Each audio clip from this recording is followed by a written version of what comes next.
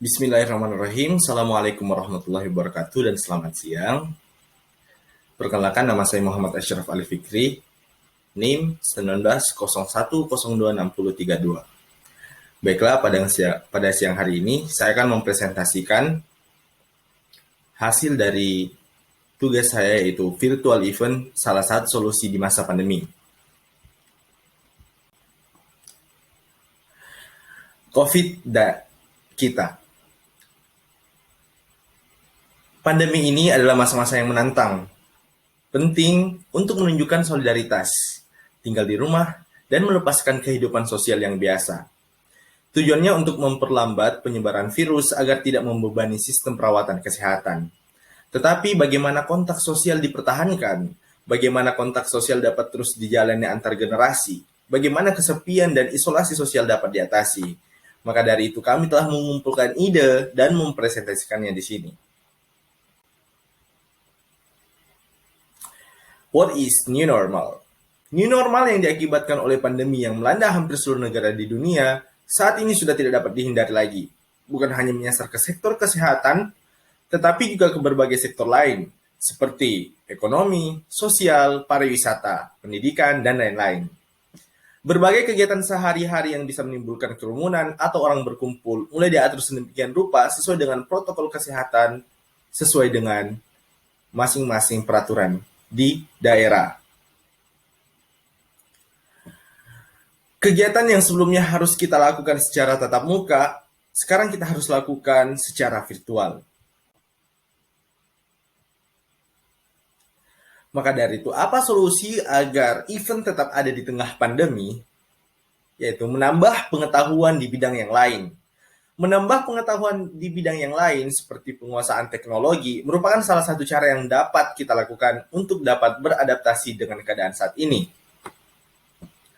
Karena dengan perkembangan teknologi informasi dan komunikasi sekarang ini, kita masih dapat terhubung meskipun hanya kontak secara maya, tidak secara fisik. Oleh karenanya, virtual event wajib diperdalam oleh insan-insan virtual event saat ini. Virtual event saat ini menjadi hal yang dibutuhkan agar kita dapat terus berinovasi dan melakukan kegiatan seperti sebelumnya, tanpa gangguan karena adanya PSBB atau PPKM. Hanya memang dalam pelaksanaannya, virtual event membutuhkan effort yang tidak sedikit dan bahkan lebih besar apabila dari sisi penyelenggaraan. Apalagi pada awal kita baru pertama kali mencoba hal ini, rasa merepotkan pasti akan muncul di dalam benak kita. Perubahan ini bukanlah suatu kemunduran. Berbagai hal yang biasa kita lakukan sebelumnya dan harus berubah juga memunculkan banyak keunggulan dan hal positif lain yang timbul setelahnya. Lalu pertanyaannya, apakah virtual event ini efektif? Nah, satu hal yang menjadi keunggulan dalam virtual event yaitu dapat mengurangi potensi adanya kerumunan orang di satu ruangan. Hal ini menjadi sangat fundamental di era new normal seperti sekarang. Juga, karena dilakukan secara online, maka virtual event dapat disaksikan di berbagai platform media sosial secara live, seperti YouTube, Instagram, Zoom, atau website yang lain yang sudah terintegrasi dengan sistem dalam waktu bersamaan membuat acara kita menjadi lebih mudah diakses. Karena peserta acara tidak dapat untuk berpindah tempat untuk hadir mengikuti acara kita. Dengan kata lain, kita dapat menghemat biaya akomodasi yang biasanya dikeluarkan. Hemat biaya dan hemat waktu. Dalam beberapa kasus, justru event dalam jenis ini dapat lebih hemat dalam pelaksanaan. Bahkan dengan sarana yang memadai, kita dapat melakukan berbagai acara sekaligus dalam waktu yang bersamaan. Selain itu, memanfaatkan teknologi yang sudah sangat berkembang lebih memudahkan orang bertemu tanpa bertatap muka. Bisa dijadikan suatu langkah fleksibel dan visioner.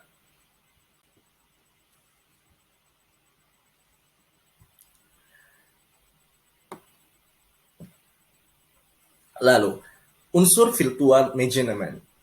Dalam pelaksanaannya, virtual event management dapat sesimpel dengan kita memiliki perangkat internet, perangkat gadget, HP atau PC, dan aplikasi yang mendukung video call. Tetapi mengelola kontak audiens secara maya agar kita bisa mendapatkan hasil yang maksimal dengan mengadakan acara offline menjadi tantangan sendiri.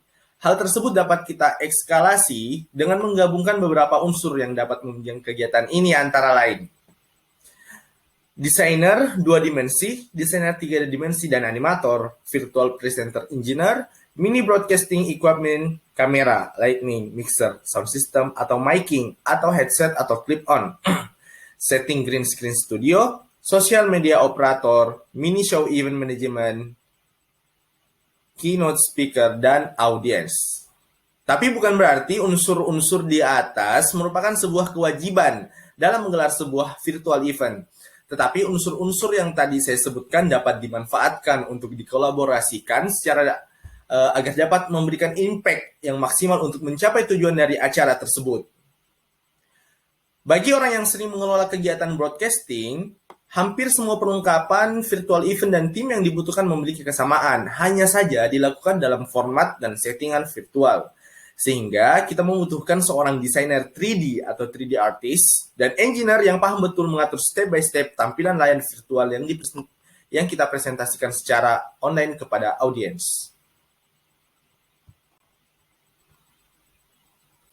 Selanjutnya, pasti semua mempunyai kelemahan. Lalu apa kelemahan virtual event?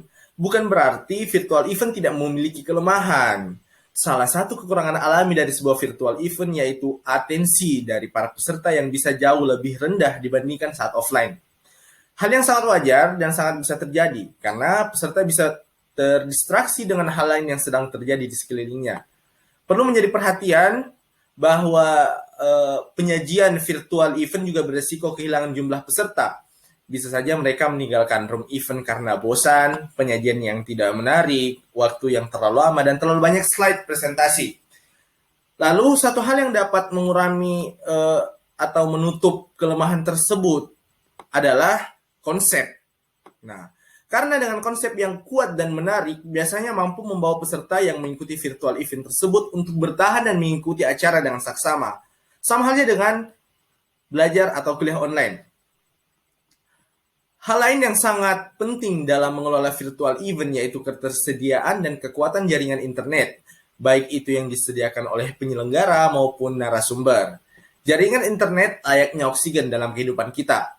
Jika kita tidak lancar dalam mendapatkan suplainya, banyak hal buruk yang akan terjadi kepada diri kita. Terakhir, disrupsi teknologi sudah bukan ramalan. Hal tersebut sudah dan sedang terjadi di berbagai sektor kehidupan. Virtual event management ini merupakan salah satu contohnya. Ada atau tidaknya pandemi ke depannya, kegiatan seperti ini pasti menjadi suatu opsi yang dipertimbangkan.